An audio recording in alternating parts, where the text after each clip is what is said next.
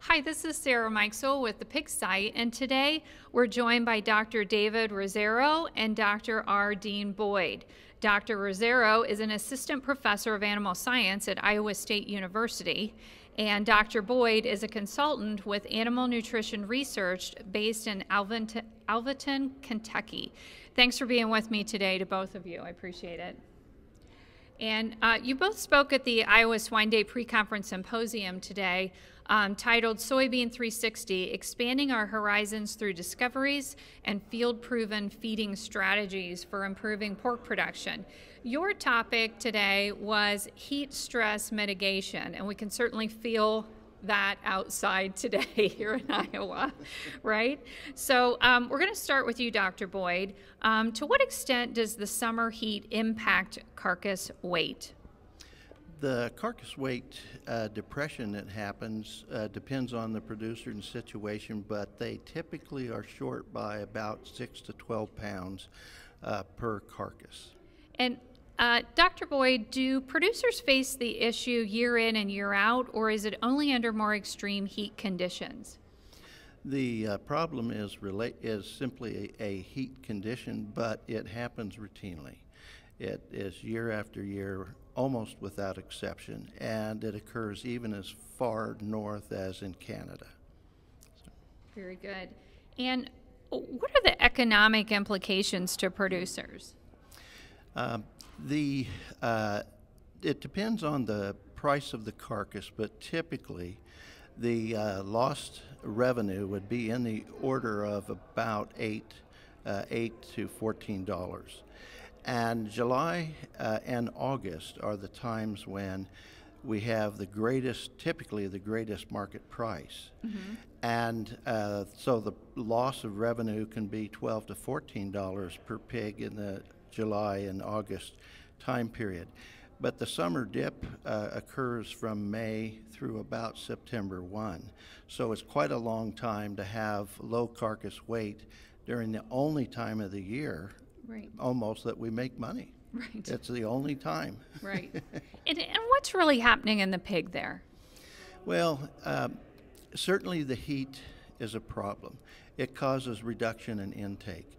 But ashamedly, as nutritionists, we haven't thought very clearly. Once DDGs, corn, distillers, dried grains, entered the marketplace, we continued to use very high levels of those, and levels that will actually cause a decrease in intake as much as the heat does. So you have a double effect, right, the heat and an ingredient that is normally a good ingredient. It's just not during the summer. You can't cause a depression in intake, which results in a depression in gain. Very good. Excellent. Well, thanks for that. And Dr. Rosero, we're going to switch over to you. How can the decline of carcass weight during summer be minimized with the strategic use of high levels of soybean meal and grow-finish diets? Yeah, thank you, Sarah. In this great symposium, we have learned about the benefits of soybean meal in relationship to the impact of the health, but especially on the growth performance of pigs. And I'm specifically speaking about the daily gain of the weight of the pigs. So if a nutritionist is to test different levels of soybean meal into the diet by phase, it will find that there's an optimal level at which pigs increase body weight or average daily gain. That's the biggest benefit. You have to do the homework, but there's a really great value, especially as we talk about summer carcass weight dip. Very good. And how should nutritionists and producers design their feeding programs for growing pigs to be sold during summer months? Yeah, so with that in mind, with what we talk about the benefits of soybean meal, I will take that as a first step, is understanding my optimal level by phase. How much do I need of soybean meal inclusion in my diet? But second, I will take Dr. Boyd's words in relationship to corn DDGs. And if I want to minimize the impact of heat stress, and especially on feed intake, I need to avoid ingredients like corn DDGs or corn germ or wheat meats that decrease intake, especially during summer months. So those will be the two components I will take it in my nutrition program. And when should these summer feeding programs begin? Yeah, so we need to think about when the pigs are intended to be sold. And that's during the times where the price is highest. And that will be anywhere from mid-May to mid-September. I want to make sure I have July and August in the biggest way that I can for my pigs. So remember that you start feeding those pigs in the winter time, so around February time, March time, and that's the time where you need to implement these strategic diets. Because you can't just start in the early summer and expect it to work, right? That's correct. Yeah, pigs start putting their weight when they hit the finisher barns, grow finish barns. Very good, very good. And thinking about your presentation, what are the key takeaways for nutritionists? The very first one, understanding the impact that carcass weigh deep during summer months have on your system, on the profitability of your system, because that's a revenue opportunity that you want to capture for the system.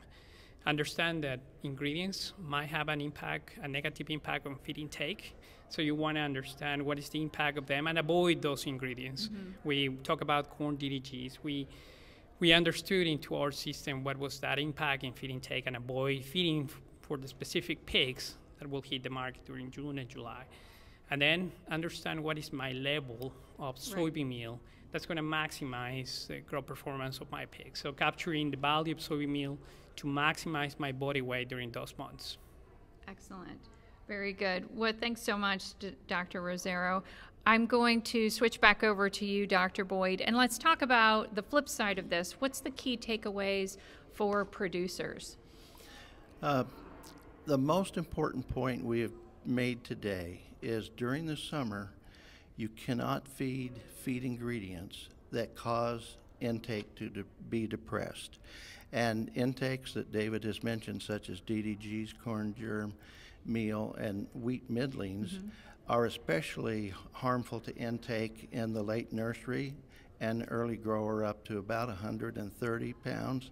They're still having some effect by 180 pounds. So, and the point for the nutritionist is that if you formulate to the diet that gives you the least feed cost, you have a perfect prescription of decreasing your carcass weight. And again, that time of year, May to September, is about the only time we can make money.